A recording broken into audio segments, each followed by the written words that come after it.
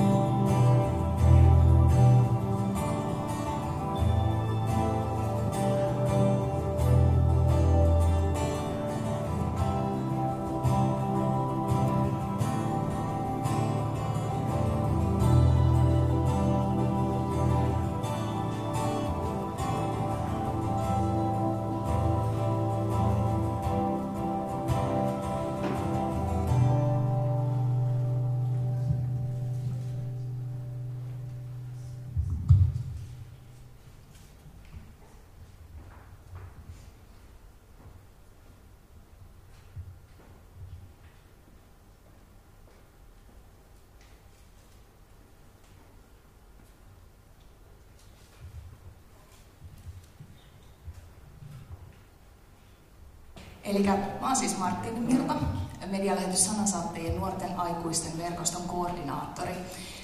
Tämä äskeinen video, mikä me nähtiin, niin siinä oli nyt aika ytimekkäästi kerrottu niitä asioita, että mitä on muun muassa medialähetys Sanansaattajien nuorten aikuisten verkostossa, mitä me tehdään ja mitä siihen kuuluu. Ja sitten samalla myös vähän tulevaisuuden kuvaa, että millaisilla aloilla meidän toiminta tulee sitten jatkossa kasvamaan.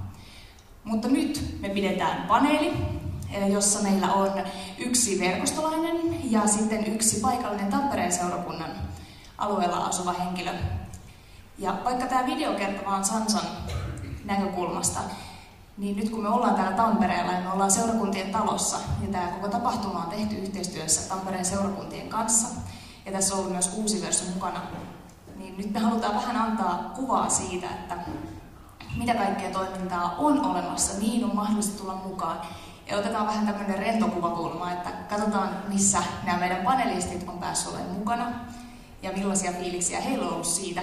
Ja ehkä heiltä saadaan muutama vinkkikin siitä, että mikä voisi olla sinun paikkasi. Jes, kertokaahan ensin, että ketä te olette. Mä oon Janina. Roope. Okei, mitenkäs Janina ja Roope? Teistä Janina, sä olet mukana Salsan nuorten aikuisten verkostossa. Kerropa, että mitä kaikkea sä oot päässyt tähän mennessä tekemään? Millaisissa jutuissa sä oot ollut osallisena?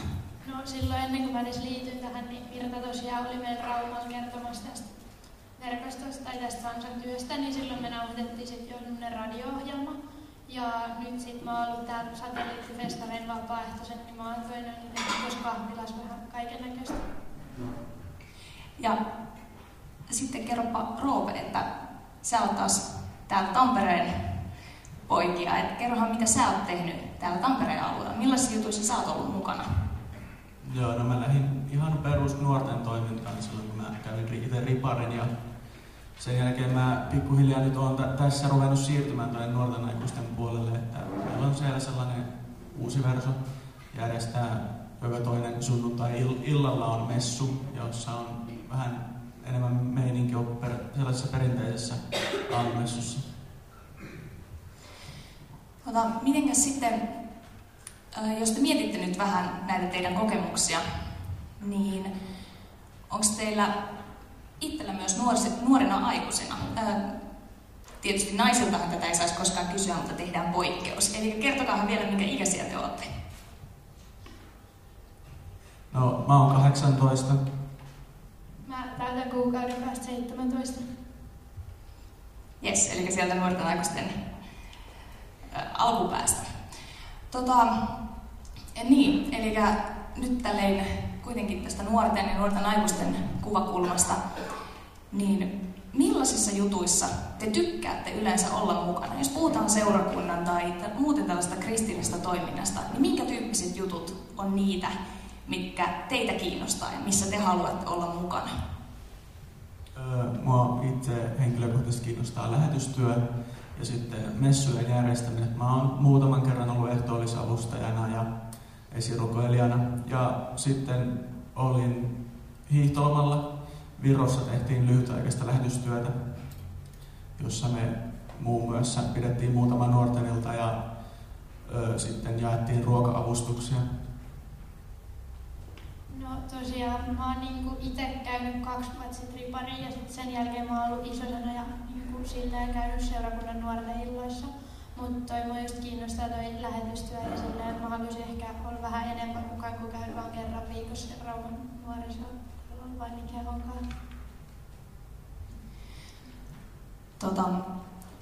Mitenkäs te koette, että onko yleensä, tietysti monissa paikoissa on vaikka nuorten iltoja tai sitten on messuja ja muuta toimintaa, mutta tuntuuko teistä, että Suomessa on tarjolla kohtuu paljon toimintaa sen jälkeenkin, kun on käynyt rippikoulun?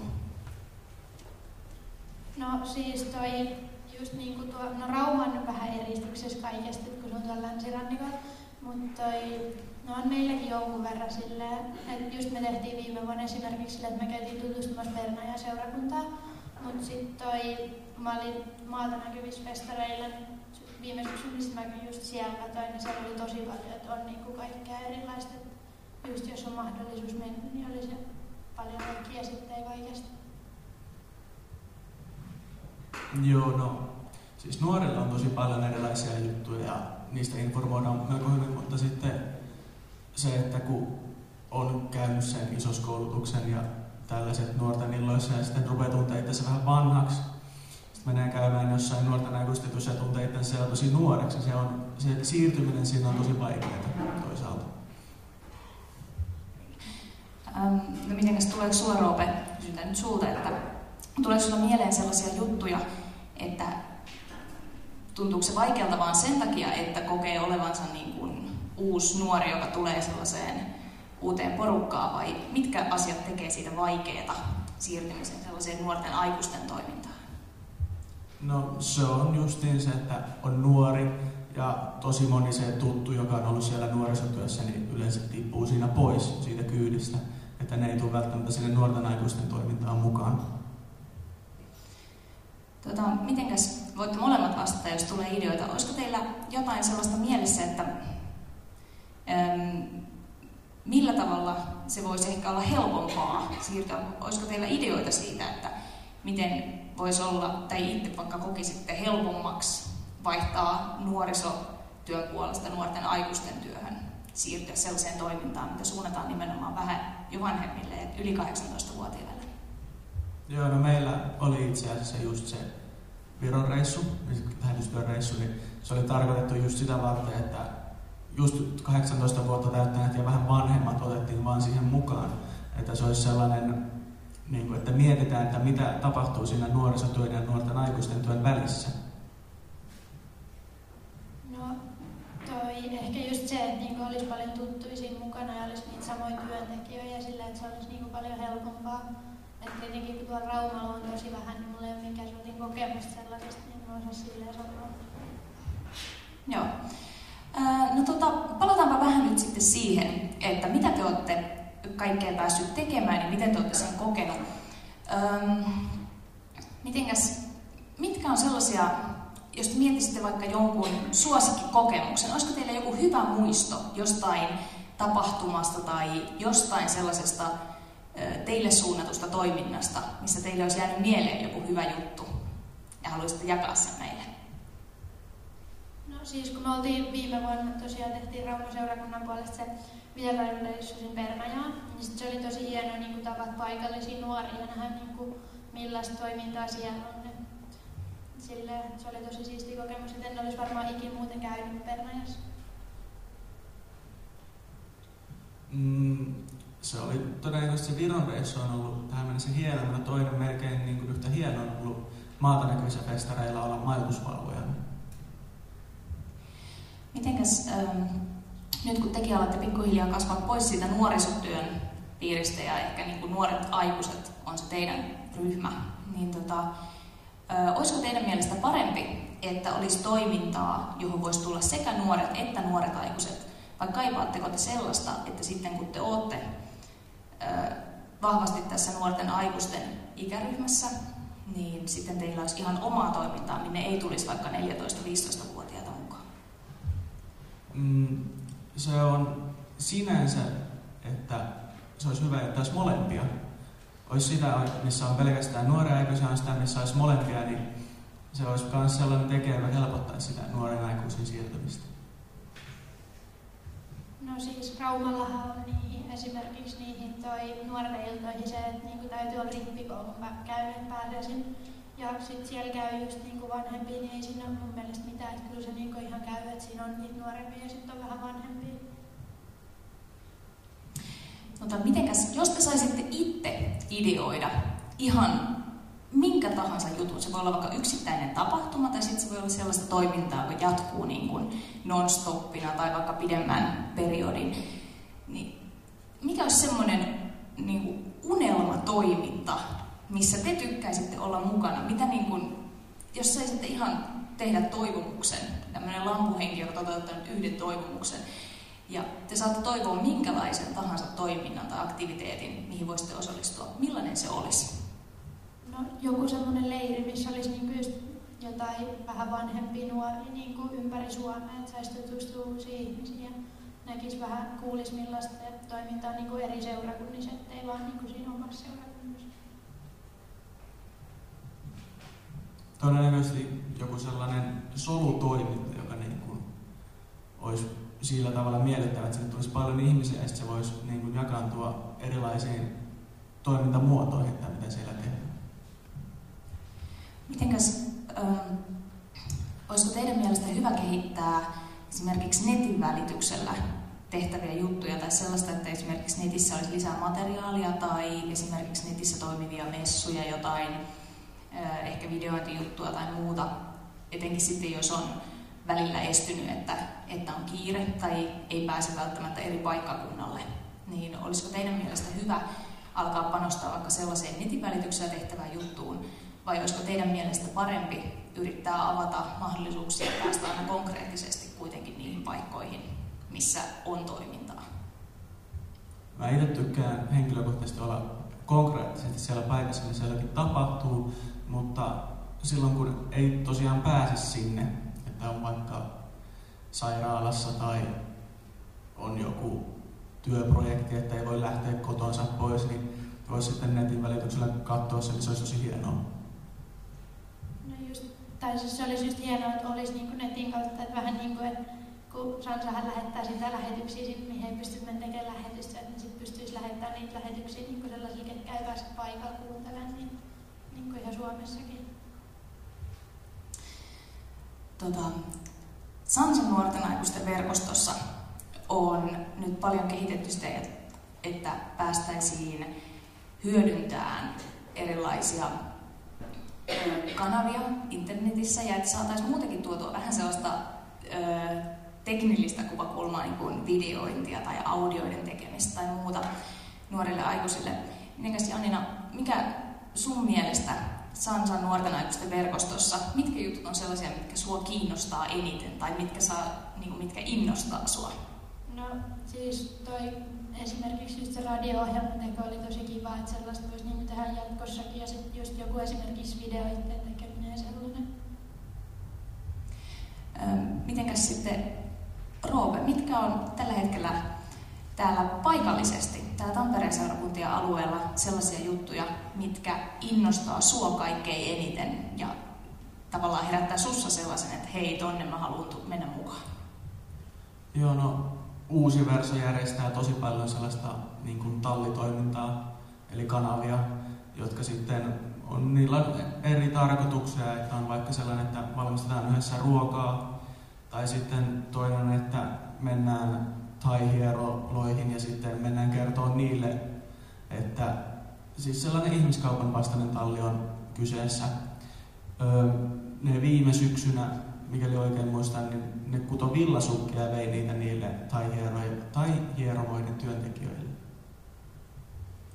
Okei, tosi mielenkiintoinen.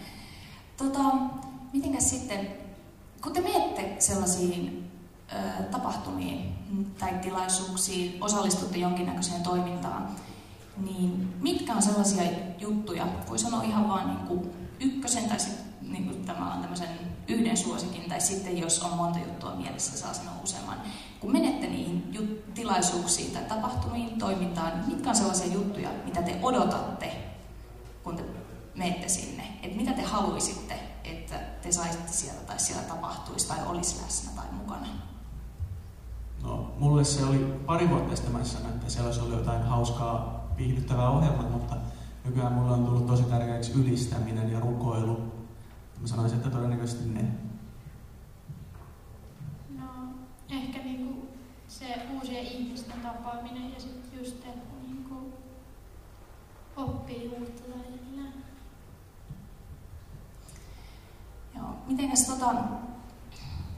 onko teidän mielestä kauhean tärkeää se, että ne ihmiset, joiden kanssa te olette tekemisissä, jotka on teidän kavereita ja joita te tunnette, että ne siirtyisi teidän kanssa nuorten toiminnasta, nuorten aikuisten toimintaan? Vai onko teidän mielestä ihan kiva mennä sukeltaa sellaiseenkin toimintaan, missä kaikki on ihan vieraita?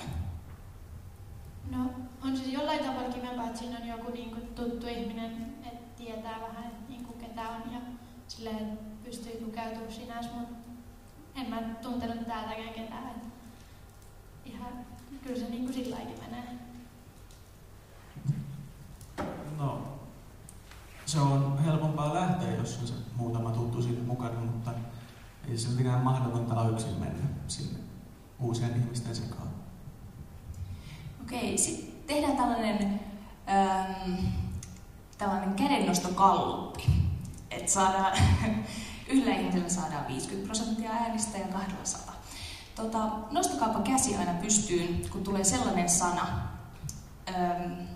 mikä teidän mielestänne olisi mielenkiintoinen ja olisi kiva, että se asia, mitä se sana edustaa, olisi mukana siinä toiminnassa, missä te itsekin olette.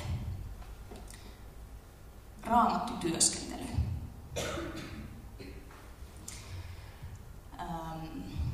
ylistys. Median käyttö tai sen opiskelu.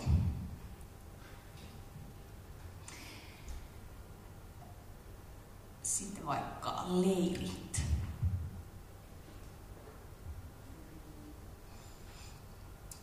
Otetaan vielä pari sanaa. Mitenkäs kiinnostaisiko jompaa kumpaa tai kumpiakin ihan uuden asian kokeileminen, sellainen, mitä ei koskaan kokeillut aikaisemmin. Mitenkäs kiinnostaako teitä se, että kun te menette johonkin juttuun, tapahtumaan, että te saisitte itse tehdä, olla tekemässä, eikä vaan istumassa ja osallistumassa. Näyttää vähän siltä, että tästä saatiin hyvää kaluppia. Myös ne kaikki seurakuntien ja nuorten aikuisten kanssa toimivat, niin voi ottaa tästä vinkkiä. Tämä oli hyvin tämmöinen kattava kaluppi. Saatiin sekä miesten että naisten ääniä. Ja ainakin 100% oltiin sitä mieltä, että on tärkeää päästä tekemään itse. Mitenkäs sitten sellainen juttu, että jos mietitään vähän tulevaisuutta, en tiedä, että onko teillä esimerkiksi sellainen tilanne, että muutatte paikkakuntaa jossain kohtaa, koska sellainenkin on mahdollista. Saattaa olla, että vaikka opiskeluiden perässä joutuu lähteä vähän uusiin ympyröihin ja voi olla, että ei ole hirveästi tuttuja paikalla. Niin sitten jos menette vaikka uudelle paikkakunnalle, uusiin ympyröihin ja sitten kuulette, että paikallisestikin on teidän ikäisille toimintaa, niin mikä olisi teidän mielestä sellainen hyvä tapa kutsua uusia ihmisiä mukaan? Eikä jos te ajattelette siitä kulmasta, että miten olisi kiva, että teidät kutsuttaisiin mukaan johonkin toimintaan? No, internetin välityksellä se on yleensä tapahtunut, mutta toisaalta sellainen ihan perinteinen niin kuin katulähetystyö, että joku tulee kadulla antaa lapun, että tuu tänne huomenna tähän kellon aikaan, että täällä on sun ikäisiä ihmisiä tulossa ja täällä on kaikkea siistiä meininkiä. No, vähän sama, että just niin kuin internetissä pystyisi lukemaan jostain tai sitten just niin kuin toi katulähetystä ja sitten voisi olla ihan niin kuin sanomalehdessäkin jotain. Okei, mikä on teidän mielestä nykypäivänä, mitkä on sellaisia parhaita kanavia, että mitä kautta kannattaa näkyä ja kuulua, esimerkiksi siellä internetissä tai sitten, että miten teidän mielestä on paras vaikka sen toiminnan kannalta, että jos on vaikka seurakunnan toimintaa tai sitten jonkun järjestön tai muun, niin mitkä on sellaisia paikkoja, missä kannattaa pyrkiä kuulua ja tiedottaa ja olla esillä?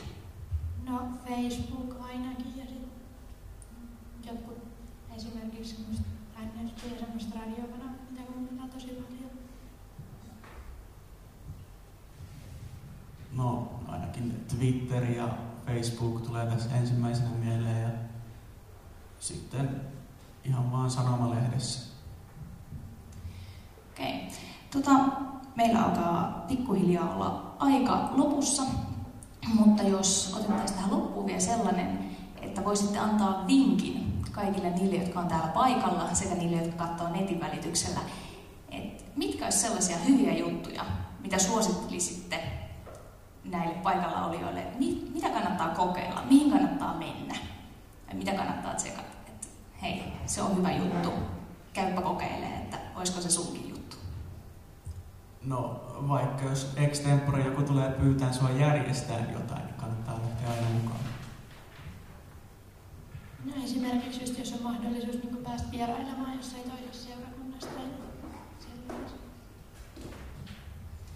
Yes. Hei,